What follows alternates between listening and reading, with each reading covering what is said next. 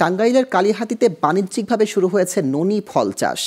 বিভিন্ন রোগের মহৌষধ পরিচিত এই ফলের চাষ করে নজর কেড়েছেন পংলি এলাকার চাষি বাবুল হোসেন।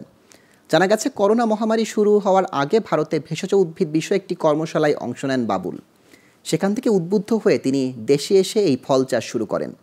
ননি ফলের বৈজ্ঞানিক নাম মরিন্ডা সিট্রিফোলিয়া।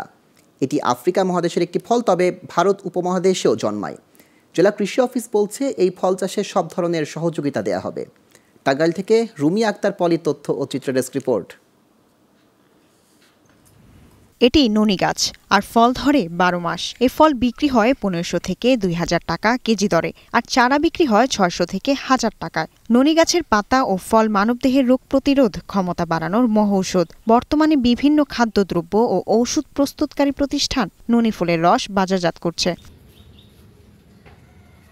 চাষি বাবুল হোসেন জানান, 4 বছর আগে পংলি এলাকায় 1 বিঘা জমিতে কিছু চারা কিনে বাগান তৈরি করেন। তার বাগানে ছোট বড় মিলিয়ে 300-এর বেশি ঔষধি গাছ আছে। 4 বছর আগের থেকে আমি অল্প অল্প গাছ লাগাইছিলাম।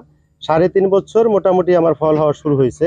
যেহেতু আমি একজন ইউনানি আয়ুর্বেদিক চিকিৎসক আর চিকিৎসা পেশায় আসছি, তো যদি মানুষের কল্যাণে আসে তাহলে সেটা করা যায়, তাতে উপকার হবে, আবার আমার জীবিকা নির্বাহের জন্য একটা পথ তৈরি হবে।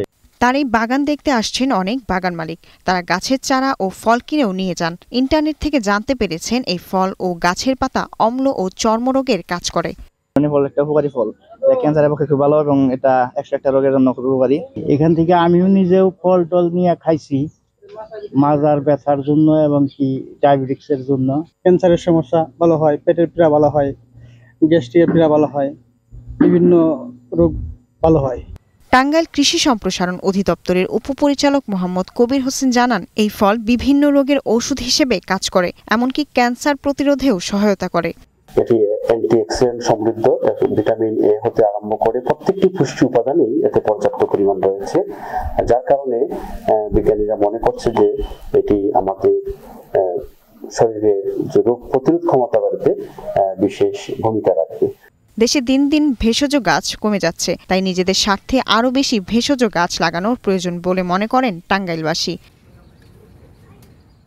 Global television news desk.